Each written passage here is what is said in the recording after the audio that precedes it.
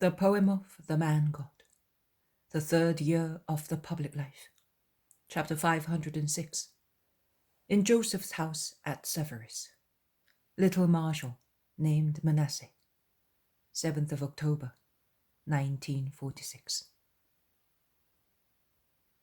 The house of Joseph is not the house of Joseph of Arimathea, but that of an old Galilean of Sephoris, a friend of Alphaeus' sons, particularly of the older ones, as he was a friend and perhaps a distant relative of old Alphaeus, now dead. And if I'm not mistaken, he has business dealings with the sons of Zebedee for the dried fish trade, as the fish is imported from the lake of Gennesaret to the capital with other products of Galilee, dear to the Galileans who have emigrated to Jerusalem.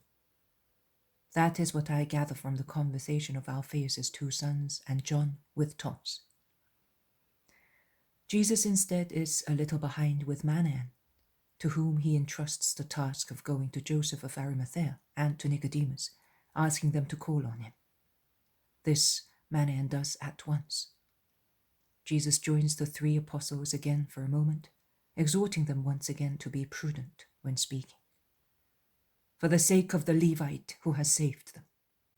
Then he parts from them and strides away towards a little path. But John soon joins him. "Why have you come?" "We could not leave you all alone, so I came." "And do you think that you could defend me by yourself against so many?" "I'm not sure, but at least I would die for you, and I would be satisfied." "You will die a long time after me, John, but do not regret it. If the Most High leaves you in the world, he does so that you may serve him and his word." "And after?" "After you will continue to serve, as long as you should live to serve me as both your hearts would wish. But you will serve me also after your death." "How shall I do that, my master? If I am in heaven with you, I will worship you. I shall not be able to serve you on the earth after I have departed from it." "Do you really think so? Well, I tell you that you will serve me until my new advent, the final one. Many things will dry up before the last times, just as rivers dry up, and from blue, wholesome flowing watercourses, they become dusty mold and arid stones.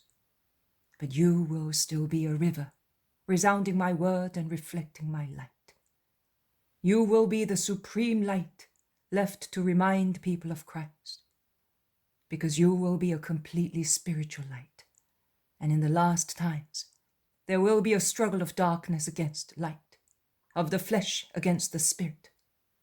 Those who persevere in faith will find strength, hope, and comfort in what you have left after you, and which will still be you, and above all, will still be me. Because you and I love each other, and where you are, I am, and where I am, you are. I promised Peter that my church, which will have my stone as its head and foundation, will not be demolished by the repeated and fiercer sorts of hell. But now I tell you that what will still be, I, and that you will leave as light for those seeking the light, will not be destroyed, notwithstanding that hell will try to annihilate it in every way, nay, even more. Also those who believe in me in an imperfect manner, because although they accept me, they will not accept my Peter, will always turn to your lighthouse like boats, without pilots and without compass, which steer in their storms towards a light, because light means also salvation. But what shall I leave, my Lord? I am poor, ignorant. I have but love. There you are. You will leave love. And the love for your Jesus will be word. And many also among those who will not belong to my church, who will not belong to any church, but will seek light and comfort as incentives to their unsatisfied spirits, for need of compassion in their grief, will come to you and will find Me. I wish the first to find you were these cruel Judeans, these Pharisees and scribes, but I am not of so much use. Nothing can be added to a full vessel. But do not be discouraged. But here we are, Joseph's. Knock, and let us go in. It is a narrow, tall house, with a low storehouse on one side, rank smelling with stacked goods. And beside the latter there is a yard, which is dark because of the wall dominating it, and looks almost like an inn, as inns were in those days. Porticos for goods, stables for donkeys, small rooms or dormitories for guests. Here there is a badly paved yard, a basin, 2 low dark stables, a rusty roofing as portico attached to the house, and with a rough door opening into the storehouse. And beyond it, the house I have mentioned, old and dark, with a narrow, tall door which opens onto 3 stone steps worn by use. John knocks at the door and waits until a peephole is opened and the wrinkled face of an old woman looks through it in the dim light. "Oh, John, I'll open at once. God be with you," utters the mouth in the wrinkled face, and the door is opened with the loud noise of bolts. "I'm not alone, Mary. The Master is with me." "Peace also to him, the honour of Galilee, and happy is the day bringing the feet of the Holy One to the house of a true Israelite. Come in, Lord. I am going to inform Joseph at once. He is making the last deliveries because the sun sets early in the sad months of Ethanim."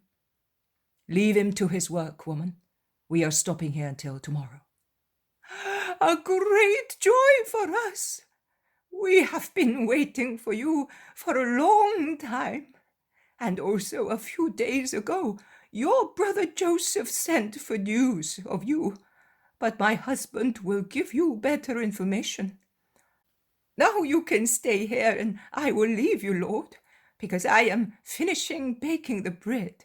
It must be baked before sunset. If there is anything you need, John knows where to find me." "Go in peace. We do not need anything except hospitality." They remain alone for some time. Then a little swarthy face appears from behind the curtain separating the room from a corridor, and casts sidelong glances, fearful and curious at the same time. "Who is that boy?" Jesus asks John. "I don't know, Lord. He was not here on previous occasions. It is true that since I have been with you, I have never come here on my Father's business. Come here, child." The boy comes forward with short steps. "Who are you?" "I'm not telling you." "Why?" "I don't want to hear bad words said to me. If you say them, I will answer back, and Joseph does not want that." "That's something new. Master, what do you think of that?" And John laughs, amused as he is with the reasons of the little fellow. Jesus also smiles and lifts his hand to draw the child to himself, and watches him. He then says, "And do you know who I am?" "Yes, I know. You are the Messiah, who will conquer all the world. Then no bad words will be spoken to children like me." "You are not from Israel, are you?" "I am circumcised, and it was very painful. But hunger was also painful, and not to have Mummy any more, and nobody. But it hurts also to hear that we..." He weeps, having lost his primitive self-confidence. "He must be a foreign orphan, John. Joseph must have accepted him out of pity and had him circumcised," explains Jesus to John, who is amazed at the child's reasoning and tears. And Jesus lifts the boy bodily and puts him on his knees. "Tell me your name, child. I love you." Jesus loves all children and little orphans in particular. I have one as well, and his name is Manasseh, and he... "And I, too, because I..." His thin voice becomes a hardly audible whisper. Because I am a Roman. I told you. And you were an orphan, are you not? Yes. I do not remember my father. My mother, yes, I remember her. She died when I had already grown up, and I was left all alone, and nobody wanted me. From Caesarea on foot, allowing wayfarers after the master had gone far away, and so hungry. And if I said my name, blows, because they understood by my name, eh? Then I came here for a feast, and I was hungry. I went into the stables with a caravan, and I hid in the straw to eat the forage and carrots of the donkeys. And the donkey bit me, and I screamed, and they rushed in and wanted to hit me. But Joseph said, "No, he has done it, and he says that we must do what he does. And I am taking the boy and will make him an Israelite." And he took me and looked after me with Mary, and he gave me another name, because mine. But my mother called me Marshall. And tears begin to stream down his cheeks once again. And I will call you Marshall, as your mother did. It was very kind of Joseph to do what he did. You must love him. Yes, but I love you more. He says so. He always says, if one day you should meet Jesus of Nazareth, the Messiah, love him with your whole being, because it is through him that you have been saved from error. Mary in the other room was saying to the servant that the Messiah was in the house, and I came to see who had saved me. I did not know that Joseph had done this. He was so stingy. I would never have thought that he could. Poor Joseph, stingy and disgusted with his sons. They had no respect for his grey hair. I know. But see, perhaps this child instills new life into him, and he forgets. God rewards him thus for what he did for the boy. What is your name now? An ugly name. I like only the beginning of it, because it is like mine. Manasseh is my name. But Mary, who understands, calls me man. And the boy repeats it with such a desolate expression that Jesus and John cannot help smiling. And Jesus, to comfort him, explains. Manasseh is a name with a kind meaning for us. It means, the Lord has made me forget all my suffering. Joseph gave it to you, meaning that you will make him forget all his grief, and you will do so, my child, to be grateful to him. You yourself, with your new name, say that the Lord has loved you so much that he has given you a new father, a new mother, and a home. Is it not so? Yes, when it is explained thus, yes. But Joseph says that I must forget also my house. I don't want to forget my mother. Jesus looks at John, and John looks at the master, and above the dark head of the boy, they exchange meaningful glances. Your mother is not to be forgotten. Joseph did not make himself clear. Or, more likely, you have misunderstood him. He certainly meant that you must forget all the grief of the past, the sorrow of your house, because now you have this one and you must be happy. Ah, that's all right. And Mary's good to me and makes me happy. Even now she's baking cakes. I will go and see whether they are ready, and I will bring some to you as well. And he slides down from Jesus' knees and runs out of the room. The noise of his bare feet fades away in the long corridor. There is always this hard tendency, even in the best among us. They pretend what is impossible. The children of God's people are more severe than God himself. Poor child Can one expect a child to forget his mother because he is now circumcised? I will tell Joseph." I did not really know that he had done this. My father, like many Galileans, comes here at festivals, and he has not spoken to me about this, as if he knew nothing about it. But I hear Joseph's voice.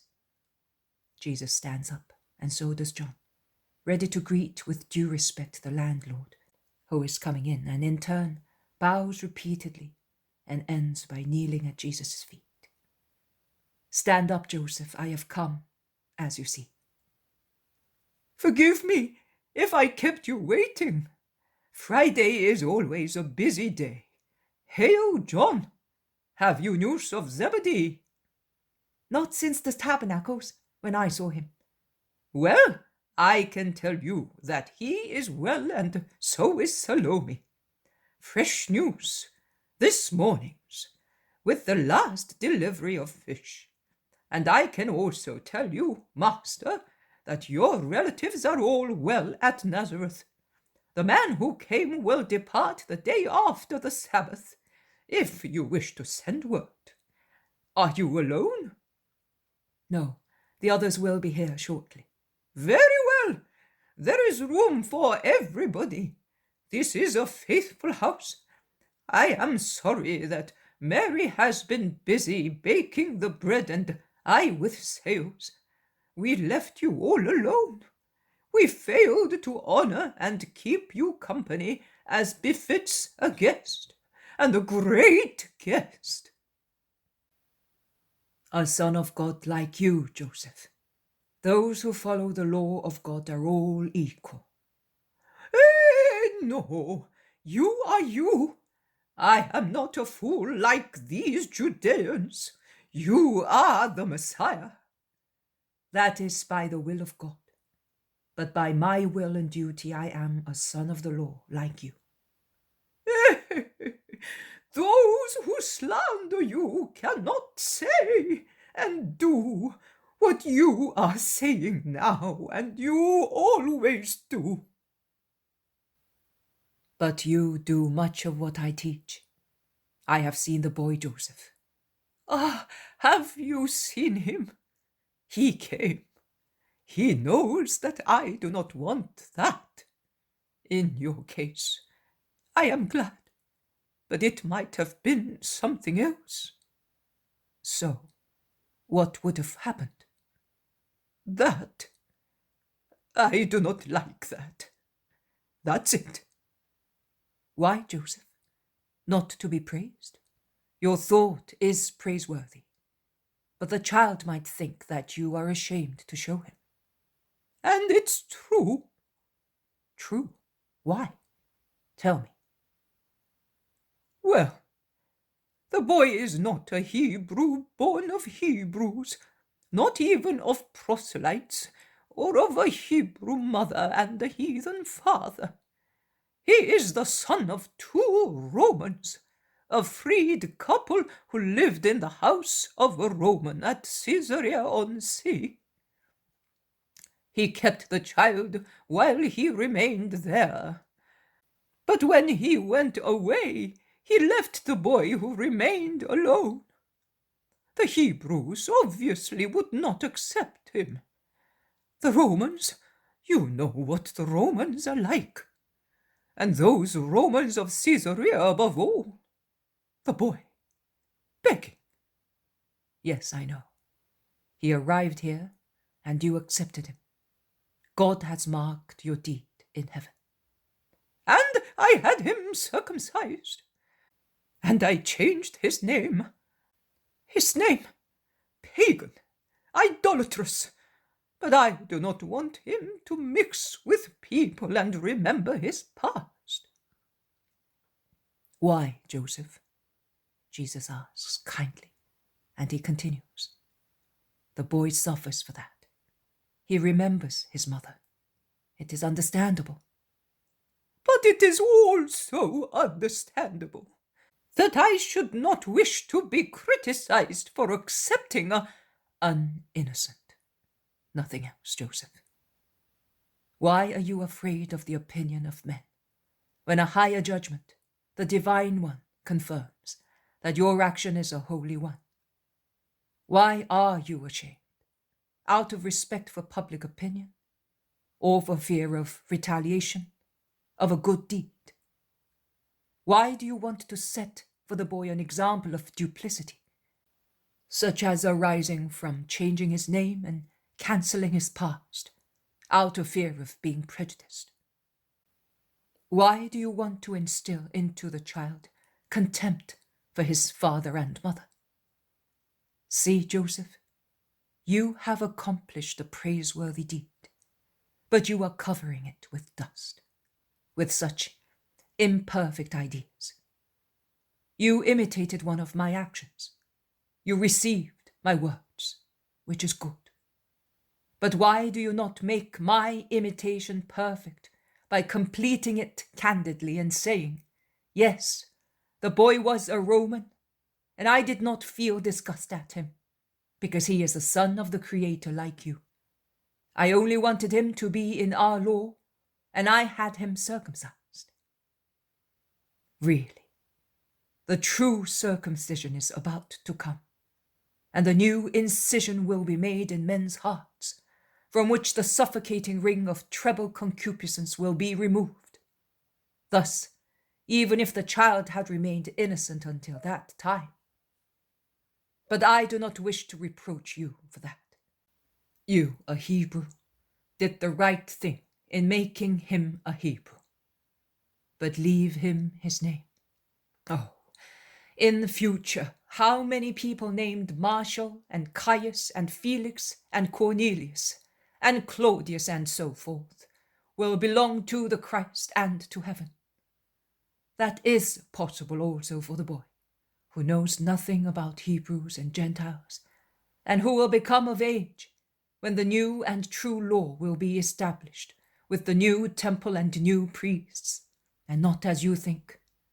And he will be examined by God and found worthy of his new temple. Leave him with the name given to him by his mother. It is still a motherly caress to him.